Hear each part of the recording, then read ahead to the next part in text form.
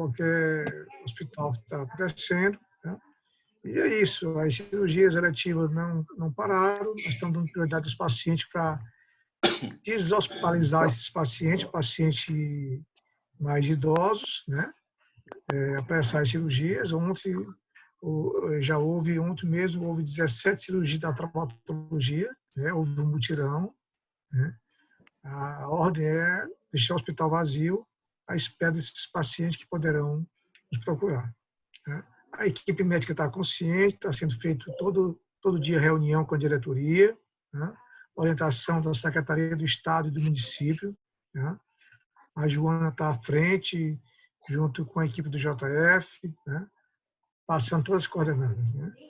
Quanto à situação do paciente de emergência que chega, isso não pode parar. O JF continua recebendo paciente de emergência, né? Emergência mesmo, né? E as cirurgias estão ocorrendo. O paciente chegou com um tiro, com facada, atropelamento, batida, é atendido normalmente. O frotão não pode parar nesse momento, né? Professor, só uma pergunta. Com relação a esses kits que o JF recebeu, a odontologia ela vai receber qual kit para fazer atendimento lá? Tem toda uma situação, o pessoal do Zé Frota está preparado para isso, né? Já está no grupo dos residentes e dos staffs, né? Como se dirigir, né? Tem todo um protocolo, tá? Que esses kits são distribuídos no 8º andar. O 8º andar, que andar todo onde tinha a biblioteca, você lembra? Sim, sim. Tá? Tem um auditório, tá? Esse andar está sendo a central de almoxarifado para a distribuição do kit, né? O fato é que, assim, há um exagero, tá? De funcionário gastando demais kit, assim, e segundo se relata, até alguns levando máscara, esvaziando os álcool gel dos corredores, né? Infelizmente, isso é uma cultura que ocorre, né? Funcionários colocando máscara na bolsa, tá? Então, assim, isso faz parte da cultura, infelizmente, nossa, tá?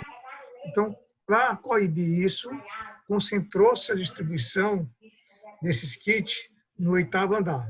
Então, lá tem o kit 1 até o kit 6, né? Passei até para o Breno está fazendo um apanhado sobre isso, né? O Unipicho vai fazer um razoado sobre como proceder diante da situação, então estamos utilizando até esse formato JF, né? A odontologia não pode ficar fora, não. A odontologia está hoje está com a máscara N95, todos os funcionários da odontologia têm, todos os residentes têm a máscara N95, certo? O que nós estamos aconselhando essas máscaras não podem ser descartadas de imediato, certo? Embora tenha comprado agora muitas máscaras, chegaram ontem, tá? O que é que nós estamos aconselhando? Os pacientes que vão ser atendidos, tá? Que tenha risco, né, de história de contaminação, tá? Esses pacientes eles são atendidos pelo profissional que tem um jaleco descartável, tem a máscara N95, tem o gorro e tem capote cirúrgico, tá? Nesses casos, essa máscara tem que ser descartável, tá? Mas, se não for assim, essa máscara pode durar até uma semana, certo? Com o próprio profissional. O que nós estamos aconselhando é que, sobre a máscara N95, a gente usa a máscara cirúrgica em cima da N95 para proteger. Porque se houver molhar, ceder, modificar, vai modificar a máscara cirúrgica, não é 95. Infelizmente, assim, a gente não tem como fazer isso troca diariamente, tá? Não tem. Todos os esforços estão sendo feitos. O prefeito abriu a compra direta, tá? Medida de emergência, tá? Então, o fornecedor está entregando, do álcool gel, álcool 70, máscara, capote, gorro, tá? Isso aí, sim, os esforços estão sendo feitos, certo? O máximo que se possa fazer, né?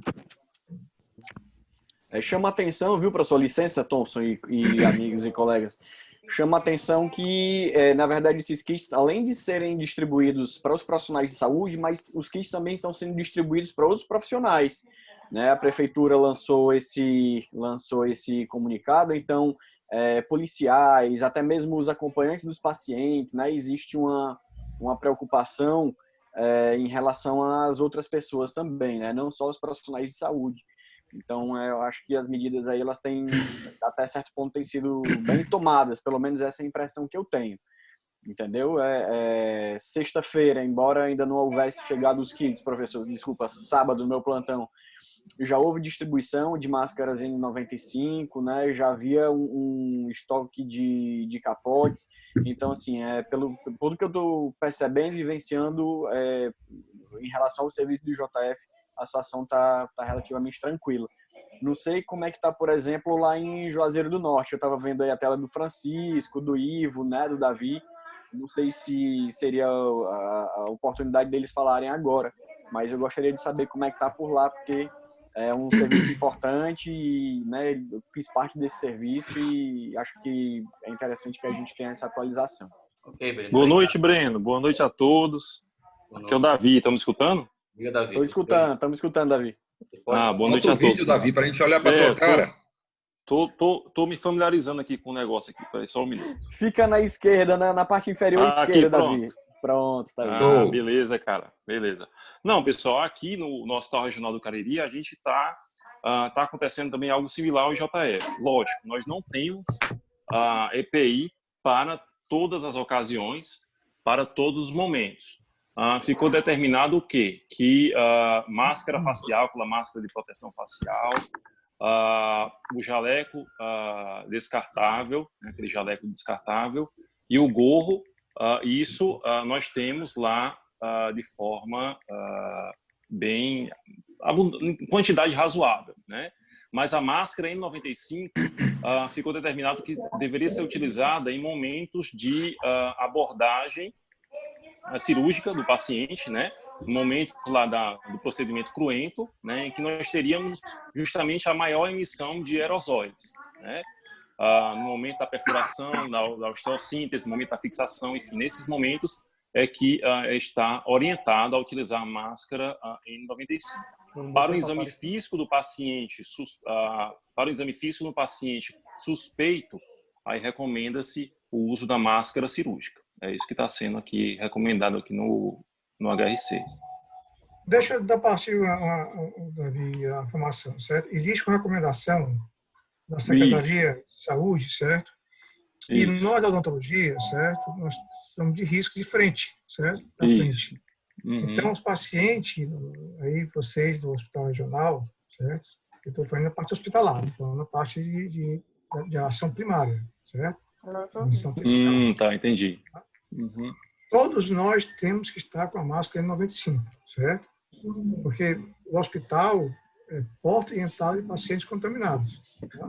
Então, só o fato de você estar vendo o corredor circulando, tem que estar com a máscara N95, é a recomendação da SMS, tá?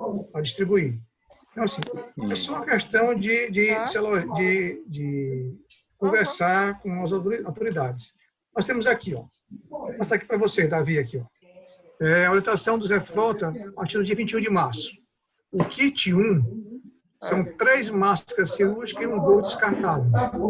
Todos os profissionais de saúde, distribuição por turno de 12 horas. São 3 máscaras cirúrgicas e um gorro descartável.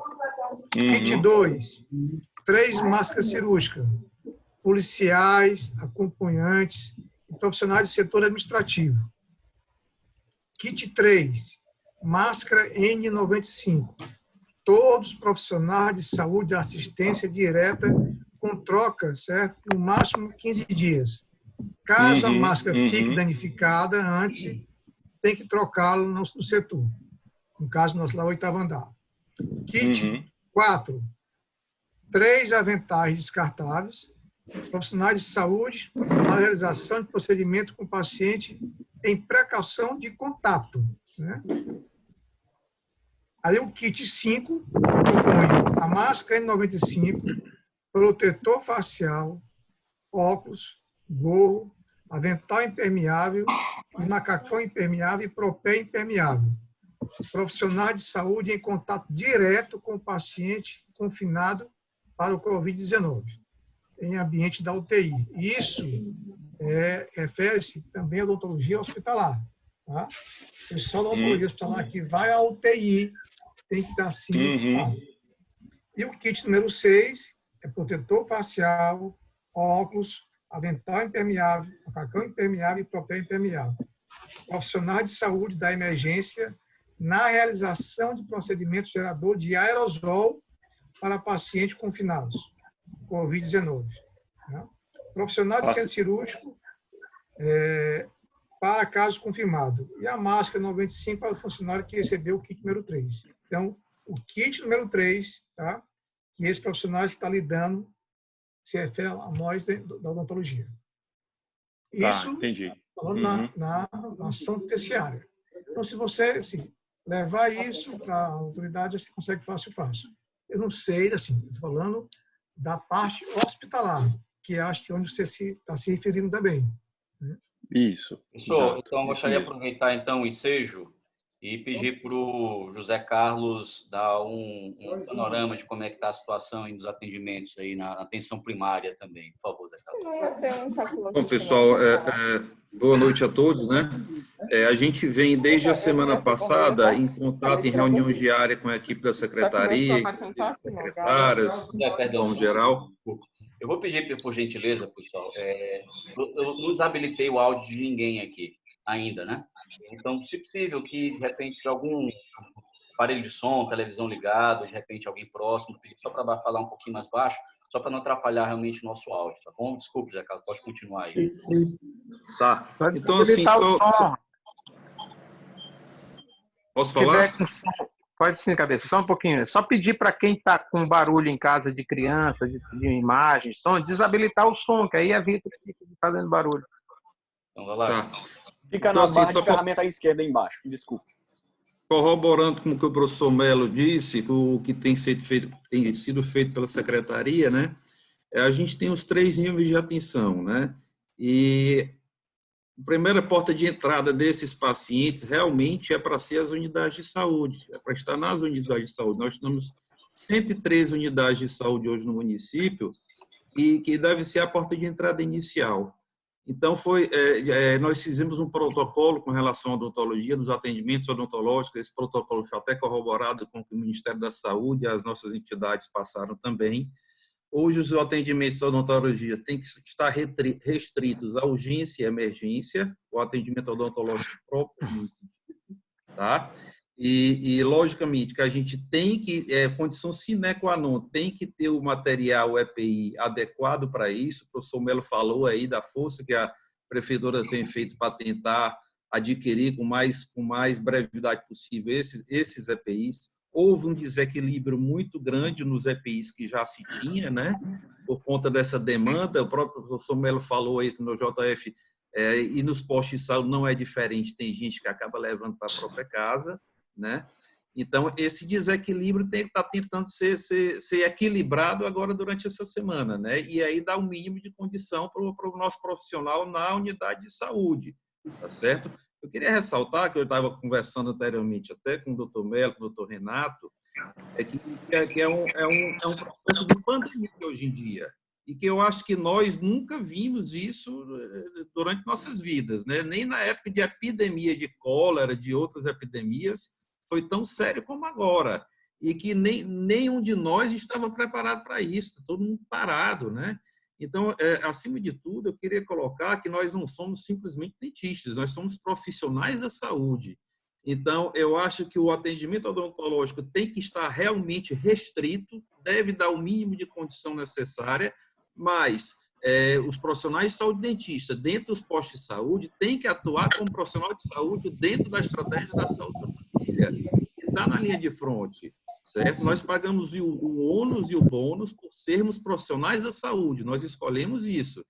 E o profissional que é servidor público, ele tem que estar na linha de frente para ser um servidor público realmente, e estar junto com a equipe de saúde da família nessa guerra, né? Eu acho que tem um papel fundamental do dentista no acolhimento dessa população, a população chegar e, junto com os médicos e enfermeiros, aferir uma pressão, aferir uma temperatura, saber do histórico desse paciente, de algumas doenças prévias crônicas, e dentro disso fazer uma triagem e fazer os encaminhamentos necessários para esse paciente. Eu acho que é um papel fundamental aí, que eu acho que tem que enobrecer ainda mais a odontologia, não só pelo procedimento clínico em si. Tá? Então, o que a gente vê muitas vezes, eu vi aqui ontem, eu fui assistir ontem, um colega nosso aqui no grupo, dizendo que tinha que fechar os postos de saúde. Isso é uma loucura, meus amigos, isso é uma loucura. Se a gente fechar os postos de saúde e deixar tudo a cargo das UPAs e dos hospitais, vai ver como é que vai estar o IJF ou o HGF. Isso é impossível, até porque muitos dos casos realmente requer que a pessoa vá para casa. Está com a sintomatologia leve, vai para casa. E essas orientações são fundamentais. Hoje nós começamos a vacinação nos idosos, aliás, desde ontem. Vacinação nos postos de saúde, os postos lotados de idosos. Quer dizer, o nosso grande problema também é educacional. E o papel do dentista, assim como dos outros profissionais nos postos, de educação, de orientação a essa população, que tem vários locais de atendimento de vacinação, que não precisa ser de manhã cedo. Tudo isso é papel importante. Hoje eu recebi mensagem de posto de saúde, a coordenadora do posto desesperada porque precisando de gente, o dentista chegou lá, bateu o ponto e se trancou na sala de odontologia. E ela pedindo ajuda a ele, o cara fazendo ouvido de mercador. Quer dizer, isso é muito complicado para a nossa classe. Nós somos profissionais de saúde. Repito, temos que dar condições de trabalho. Mas situações simples, entre aspas, de uma abordagem, de um acolhimento e um direcionamento dessa população, eu acho que é fundamental. E não necessariamente tenha que ter todo aquele aparato de EPIs, né? Tem que ter o básico, o mínimo necessário, mas não necessariamente vai ter que usar o aerosol, tá certo? Então, o apelo que eu faço é para que nós hajamos como profissionais de saúde, tá? Ok, José, obrigado aí, cara. Então, aproveitando novamente então, o ensejo aqui, eu gostaria de pedir para o Tássio passar para a gente como é que está a situação também no atendimento das UPAs. Por favor, Tássio, se você puder falar alguma coisa, meu amigo. Opa, pessoal, boa noite. Boa noite. Tá dando para me ouvir bem aí? Tranquilo.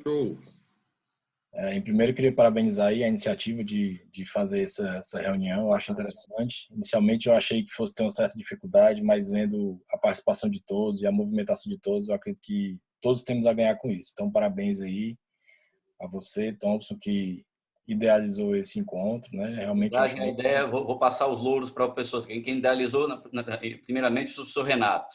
Mas aí só para viabilizar a coisa aqui. Mas... Verdade. Falar nisso, Tássio, bota tua cara aí, pô, eu tô com saudade de você, não tô lhe vendo não, tô vendo só eu sou muito feio. Eu sou muito feio, é melhor não. Tem muita gente feia aqui, macho. Não sabe que é feio não, macho. É difícil arranjar um bonito aqui nesse meio, viu? Não, mas vamos lá. É porque eu tô no lugar aqui, aí é menino passando pra cima e pra baixo o tempo todo, aí é melhor não, entendeu? Quarentena tá difícil. Mas vamos lá, eu queria falar um pouquinh das UPAs, né? A nossa realidade das UPAs. A gente tem... Desculpa, amigo, perdão.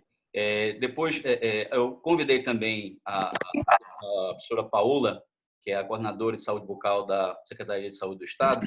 Eu estou vendo aqui que ela acabou de entrar também. Eu acho que ela está um pouquinho apressada, que ela me falou realmente que ela tem pouco tempo para participar. Eu não sei se você, de repente, poderia, de repente, ceder tua palavra para ela. Sem problema. Depois, se você puder continuar e passar como é que está a situação também. Tem algum problema, não? Sem problema.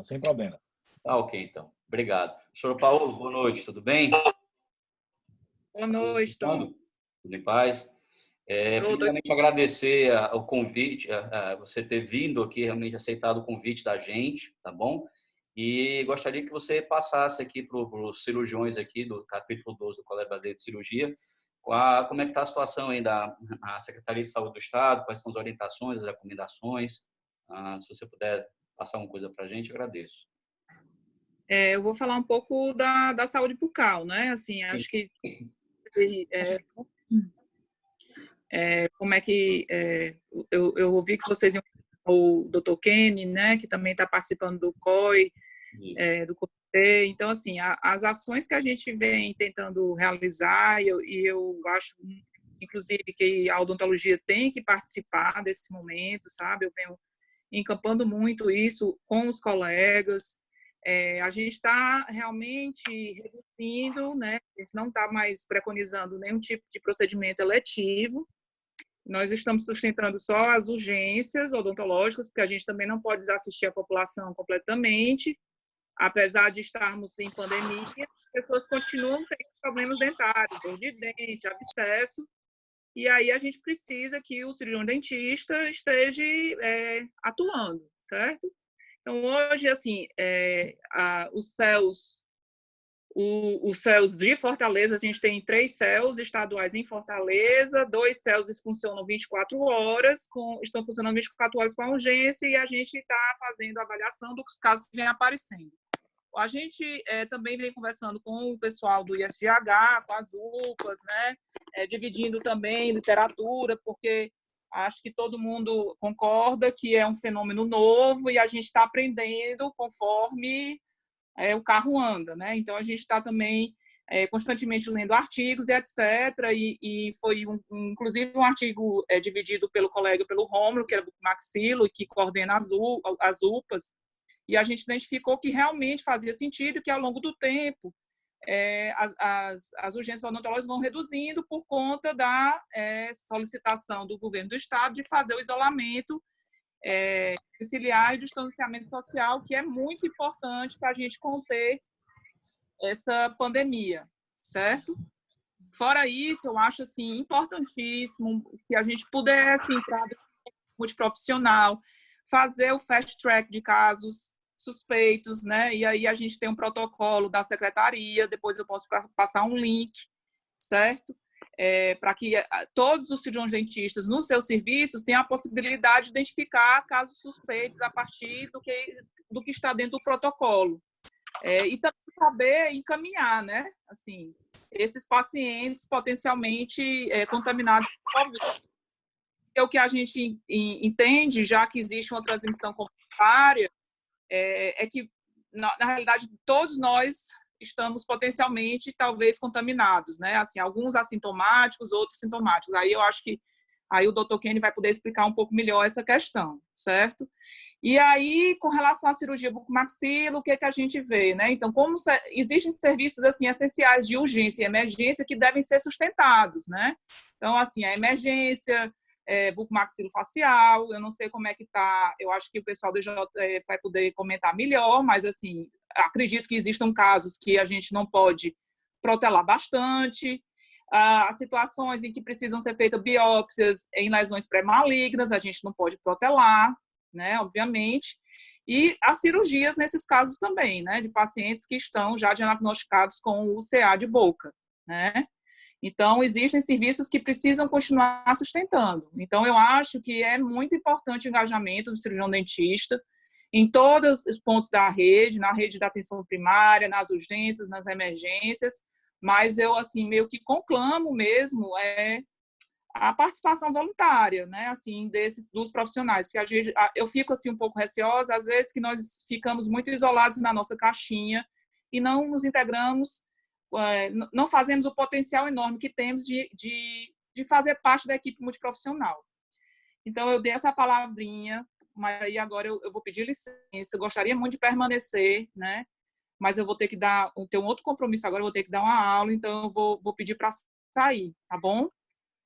Professora Paola, mais uma vez, muitíssimo obrigado pelo aceite do convite. Suas palavras foram importantíssimas, acrescentaram bastante aqui para a gente. A gente queria depois, se possível, você realmente nos passasse o link das orientações da Secretaria de Saúde, que você falou que ia passar, tá bom? Certo.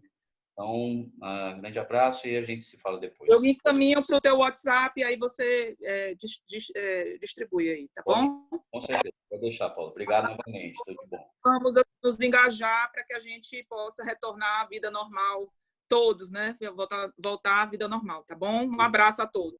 Tudo de bom. Professor Tássio, novamente desculpe por ter interrompido e agradeço novamente você ter cedido a palavra à professora Paola, mas pode dar continuidade aí. Que é isso, amigo, tranquilo. Foi muito pertinente. Então, falando especificamente das UPAs, o que a gente tem vivenciado realmente é, como a Paola falou, uma avalanche de coisas que acontecem diariamente e a gente fica tentando correr atrás e se resolver da forma mais segura possível. Então, é interessante, né? A gente vinha elaborando um manual de orientações para para a equipe de trabalho. E esse manual, ele finalizou hoje, porque ao longo do tempo de preparação dele, as recomendações foram mudando. Então, inicialmente era uma doença de contaminação externa, depois passamos para a contaminação local, depois contaminação comunitária.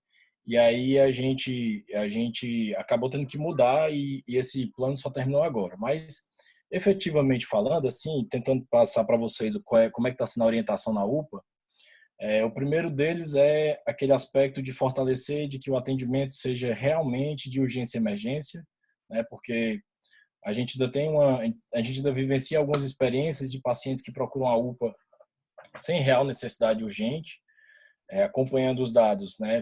Assim, para ser bem claro também, né? Apesar disso acontecer, já ter acontecido há algum tempo atrás, ao longo da última semana o atendimento diminuiu bastante, né? E é o que a gente acredita que vai acontecer, porque as pessoas vão deixar de procurar as urgências e as emergências, né? A não ser que seja realmente por uma necessidade clara. Então, a primeira coisa foi isso, de padronizar que o atendimento seja focado realmente no caso de urgência e emergência. Segundo, foi padronização de EPI. Então, assim, como isso ainda está em esclarecimento, assim, ainda não foi ainda efetivado como documento oficial, eu vou passar para vocês mais ou menos a ideia de como a gente vai trabalhar na UPA, que é, na verdade, como já está funcionando na UPA, né? Então, a ideia é a seguinte, o cirurgião dentista ele tem que ficar à disposição, ele fica dentro da sala de odontologia, que de alguma forma fica isolado, não tendo atendimento, ele fica parecido com o professor Abraão aí, né, com a roupinha de uso exclusivo. O sinal Abraão está na UPA agora ou não? Não, ele está no JF, não é Abraão.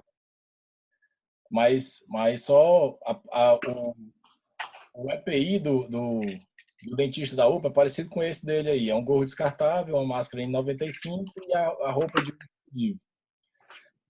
À medida que houver um atendimento, em razão da especificidade do atendimento odontológico de urgência, por ter manipulação na boca, por ter uma grande possibilidade de gerar aerossóis, aí a gente vai disponibilizar um kit de EPIs mais protegido, né, que contaria com uma máscara, um protetor facial, um jaleco impermeável, descartável, e óculos de proteção e luva de cano longo.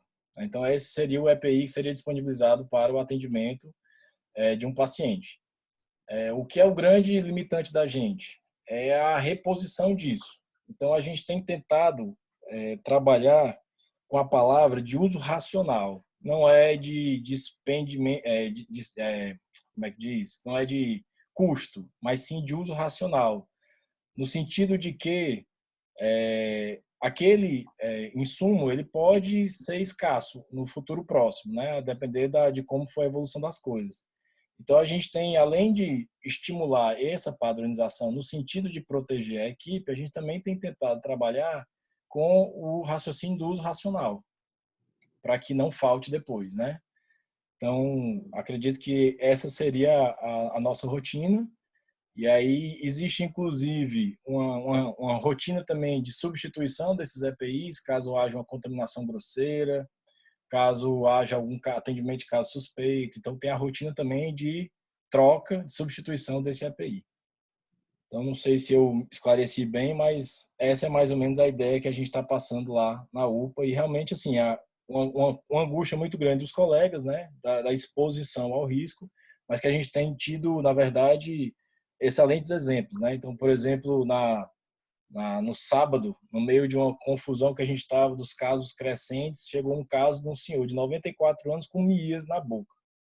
E aí a colega prontamente foi lá e resolveu, e a gente pôde até dizer que essa colega salvou a vida do paciente, né? Porque um senhor de 94 anos, numa UPA, com mias, numa rotina normal, ele iria esperar ali 2, 3 dias para ser regulado para um hospital, para chegar no hospital, alguém conseguir fazer esse procedimento, e aí, na realidade que a gente vive hoje, certamente ele iria morrer. Então, eu exemplifico com esse caso, finalizo o que eu falo com esse caso, para mostrar que as pessoas estão realmente imbuídas no desejo de ajudar.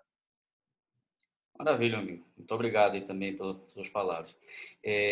Gostaria também de pedir aí o relato de experiência, como é que está a situação também no atendimento, para algum profissional lá do HGF, o professor Lécio, o professor Alberto, o professor Roberto, por gentileza, se alguém quiser falar, fique à vontade.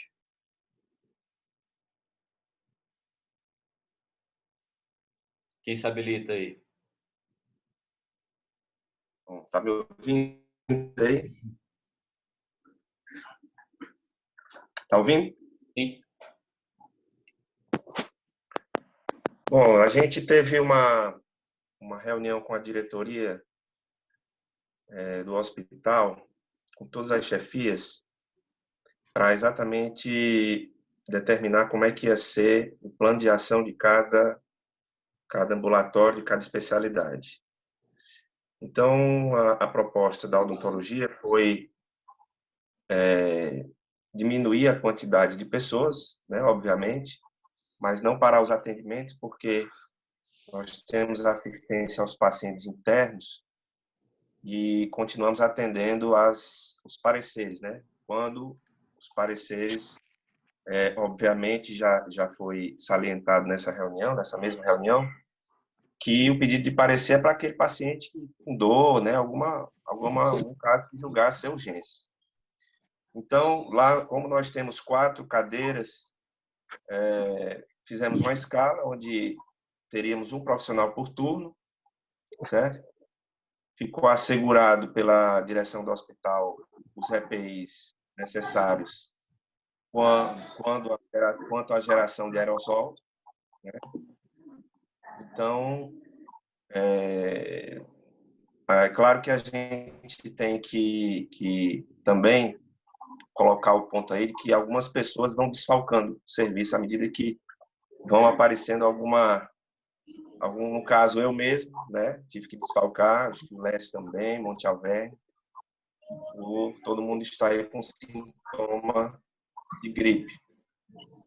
E a recomendação é essa, se algum sintoma gripal, se afastar.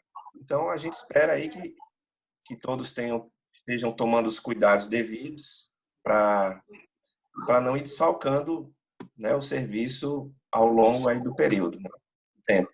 Então, eu acho que essa é uma preocupação importante, né? Porque à medida que você não tem condição de se cuidar, de se proteger, você está exposto não só ao coronavírus, mas outras viroses, e você pode passar a desfalcar a equipe numa necessidade. Então, a gente está com todo o apoio lá da direção e seguindo as normas que vêm se alterando ao longo do tempo, né? Porque à medida que surge uma novidade, né, algum protocolo é modificado. Mas, de antemão, é isso, né? Como a gente está aí no começo dessa semana, vamos ver como é que vai ser o decorrer dos atendimentos aí. Mas, no final da semana passada, foi tranquilo, tá? Então, é por aí. Ok, professor Roberto. Obrigado novamente, então. Vou passar para o professor